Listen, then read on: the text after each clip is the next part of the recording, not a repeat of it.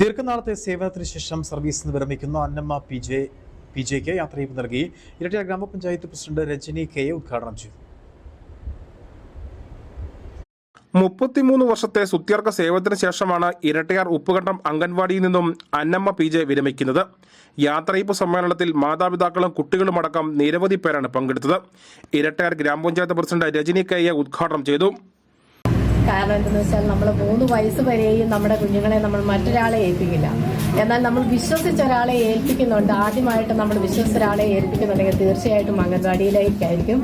അവിടെ കടന്നു വരുമ്പോൾ അവൻ ആദ്യ ദിവസങ്ങളിലൊക്കെ അവൻ അതിയായ സങ്കടത്തിലായിരിക്കും, വിഷമത്തിലായിരിക്കും. അവന്റെ കാര്യങ്ങളൊന്നും ചെയ്യാൻ അവൻ അറിയില്ല.